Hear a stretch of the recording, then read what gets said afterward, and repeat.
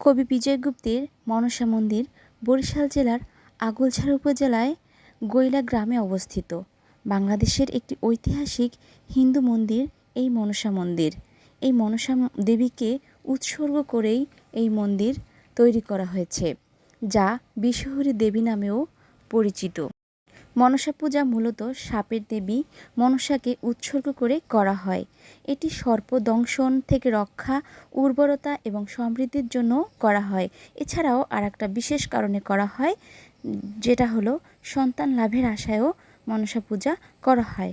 যারা সন্তান পায় অতি আশার পরে তারা মনসা পূজা অতি আগ্রহের সাথে করে থাকে। এছাড়াও বর্ষাকালে যখন সাপের উপদ্রব বাড়ে তখন মনসা পূজা করার প্রথা চালু আছে। কবি বিজয় গুপ্তের এই মন্দিরে সবাই মনসা পূজার জন্য চলে আসে শ্রাবণ মাসের শেষ তারিখে। সবাই খুব ভোরে চলে আসে মনসা পূজা দেওয়ার জন্য। এই দিনে মনসা পূজা করা হয়। তো অনেক দূর দূরান্ত থেকে মানুষ তাদের মনের আশা পূরণ করার জন্য এই মনসা মন্দিরে চলে আসে। অনেক দূর দূরান্ত থেকেই চলে আসে। খুব জাগ্রত এই মা মনসার মন্দির। তো এই মন্দিরে আজকে এই শ্রাবণ মাসের এই শেষ দিনে মনসা পূজার দিনে দেখেন অনেক বড় আয়োজন করা হয়। এখানে শত শত মানুষ এখানে এসে জড়ো হয় মায়ের মন্দিরে। আর এখানে সবাই প্রসাদের জন্য অপেক্ষা করে অধীর আগ্রহ করে। দেখেন কত মানুষ এখানে জড়ো হয়ে আছে। রান্না হচ্ছে এক পাশে প্রসাদ বিতরণ করা হচ্ছে। অনেকে অপেক্ষা করছে অনেক কষ্টের পরেও। আর সবচেয়ে বড় একটা মজার বিষয় হচ্ছে এখানে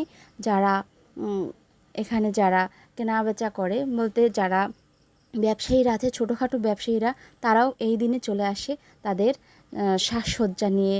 কেউ খাবার নিয়ে আসে, খাবারের দোকান নিয়ে, কেউ লোহার দোকান নিয়ে, এরকম বিভিন্ন রকমের আসবাবপত্র থেকে শুরু করে খাবার দাবার বিভিন্ন রকমের রকমারি জিনিস নিয়ে বসে আজকের এই দিনে। তো দেখেন কত রকমের জিনিস নিয়ে ছোটোখাটো একটা মেলার মতো বসেছে। তো অনেক বড়ই বলতে গেলে মেলাটা, যে পুরোটা জায়গায় দেখানো আছে, যে পুরোটা জায়গায় দোকান, খাবারের দোকান, কসমেটিক্স, এবং এত এত মানুষের সমাগম এখানে দেখলে খুবই ভালো লাগে। তো সবাই আজকের এই দিনটা উপভোগ করতে চলে আসে আমাদের এই মনসা মন্দিরে। কবি বিজয় গুপ্তের এই মনসা মন্দির সবার কাছে পরিচিত। কে না জানে এই কবি বিজয় গুপ্তের মন্দিরের কথা। এই দেখেন এখানে কত সুন্দর পদ্ম ফুল নিয়ে বসে আছে। তো পদ্ম ফুল দেখে ভালোই লাগছিল। তো আমিও এখানে একটু ভিডিও করে নিলাম আপনাদের জন্য, আপনাদের দেখানোর জন্য। আর আমার এই মেয়েটা দেখেন যা দেখবে তাই খাবে।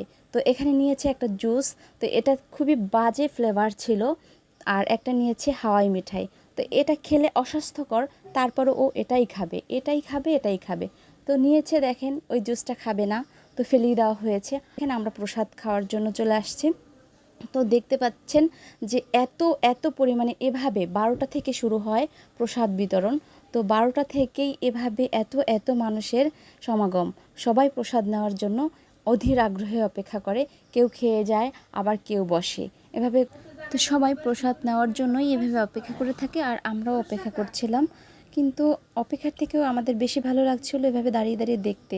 এত মানুষ একসাথে দেখতে খুবই ভালো লাগে। আর বিশেষ করে মায়ের মন্দিরে যখন এত মানুষ আসে তখন দেখলেই মনটা ভরে যায়। আর এখানে দেওয়া হয় খিচুড়ি প্রসাদ, আর সাথে দেওয়া হয় মিষ্টান্ন। তো প্রসাদ এত সুস্বাদু হয় যে মানুষ একবার খেলে আরেকবার চেয়ে খায়। আর মিষ্টান্নটা অনেক বেশি স্বাদের হয়। তো এত স্বাদের হয় যে সবাই এটা চেয়ে খেয়ে নেয়। তো দেখো প্রচণ্ড গরম ছিল, আর সবসময় বৃষ্টি হয়, তবে আজকে বৃষ্টি হয় নাই। আজকের মনসা পূজাটা খুবই সুন্দর হয়েছে, সকাল থেকে একদম সন্ধ্যা পর্যন্ত। তো দেখো আমি, আমার মেয়ে, আমার হাজব্যান্ড, আমরা একটু জায়গা পেলাম। এখানে খাবারের জন্য ওয়েট করতে হয়, মানে একটা টেবিলে যারা খায় সেখানে গিয়ে বসে থাকতে হয়, তারপরে আমরা চান্স পেয়েছিলাম। তো দেখেন এত এত মানে সমাগম। তো খাওয়া দাওয়ার পরে সবাই যে একসাথে হলাম, আমরা ননদ, আমরা দিদিরা সবাই মিলে এখন কুলফির আড্ডা চলছে। আমাদের ননদ জামাই আমাদের কুলফি খাওয়ালো। তো সবাই কুলফির একটা ভিউ দিয়ে দিলাম। তো কেমন লাগছে দেখো সবাইকে অবশ্যই জানাবে। আর এই যে দেখো এটাই আনন্দ, সবাই একসাথে যে আমরা এই পুজোতে এখানে আসি, এটাই আনন্দ। হ্যাঁ, আর এই দেখো এটা হচ্ছে আমাদের দিদিরা, একসাথে আমরা এই যে কুলফি খাচ্ছি। তো কুলফিটা অতটা টেস্ট না, কিন্তু সবাই মিলে খাই, এটাই সবচেয়ে বেশি আনন্দের। আর এই দেখো আমার মেয়ে বাড়ি যাওয়ার সময় এখানে দেখতে পেয়েছে আখের রস, তারপরে এক এক গ্লাস আছে আখের রস খেয়ে নিচ্ছে। আমি মনে করেছিলাম ও খাবে না, কিন্তু পুরোটাই খেয়ে নিচ্ছে। তো এই ছিল আজকে আমাদের মনসা পূজার ঘোরাফেরা, খাওয়া দাওয়া, সবার সাথে একসাথে ঘোরাফেরা। তো তোমাদের কেমন লেগেছে অবশ্যই জানাবে। সবাই সুযোগ পেলে আসবে। ভালো থাকবে সবাই, টাটা।